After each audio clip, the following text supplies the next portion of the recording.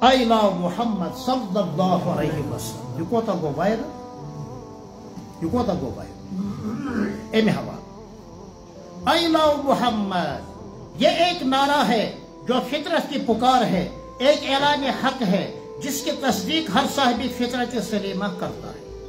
یہ ایک حقیقت ہے جس کا انکار ممکن نہیں ہے، لہذا ہر جگہ یہ نعرہ گونجے، ہر گلی اور کوچے میں یہ گونجے، ہر صحرا اور بیابان میں، ہر جنگل اور منگل میں، ہر آبادی و بنجر میں، فضا میں، پہاڑوں کی چوٹیوں پر، ہر بستی اور بستی میں، ہر کہہ و مہ کی زبان پر I love محمد صلی اللہ علیہ وسلم۔ اس سنسار میں، اس دھرتی پر ہمارے آتما کی شانتی اسی میں ہے۔ I love محمد۔ اب آنے والا زمانہ اسلام اور اہل اسلام کا یم حالات تہشو مایوس گھن ضرورت کہن، لا تیأسوا من روح اللہ انشاء اللہ۔ انسانیت محمد صلی اللہ علیہ وسلم انسانیت کی جان ہے، کائنات کی شان ہے، ہماری پہچان ہے، ہر محب وطن کا نشان ہے۔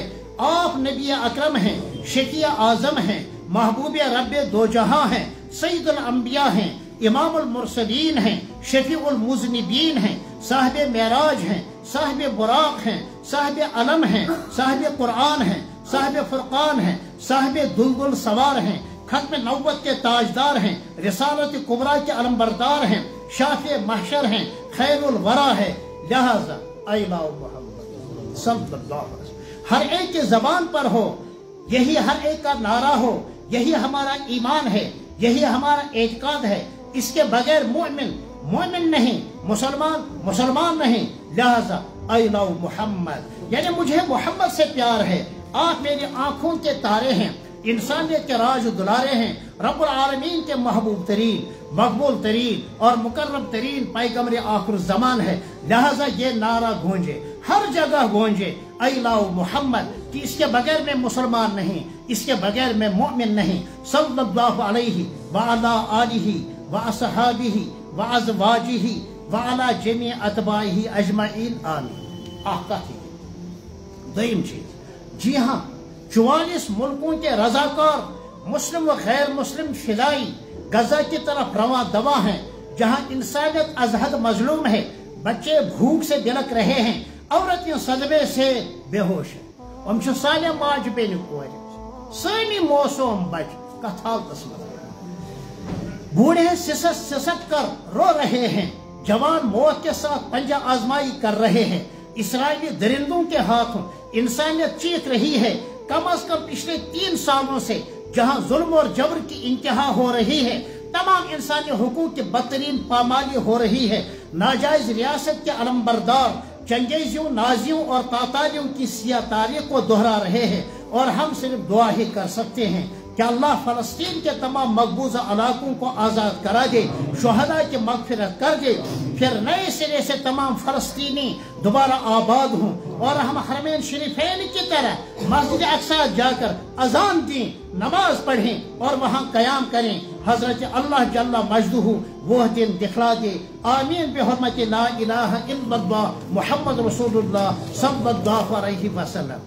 تریم کہت، مسلم اوقاف کا بحق اہل اسلام قانوناً تحفظ ہے، یہ ہماری زندگی ہے۔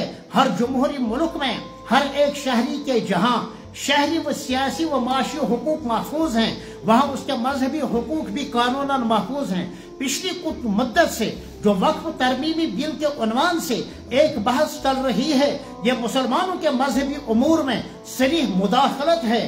جس طرح غیر مسلم اس ملک کے باسی ہیں، اسی طرح مسلم بھی اس ریاست اور اس ملک کے باسی ہیں۔ مسلم اوقاف کا تحفظ قانونی دائرے کے اندر رہ کر اس کے لیے پرامن احتجاج کرنا ہمارا قانونی حق ہے۔ مساجد اور مدارس، مکاتب و مقابر، خانقاہیں، عیدگاہیں اور جنازہ گاہیں سب اوقافی کے تحت آتے ہیں۔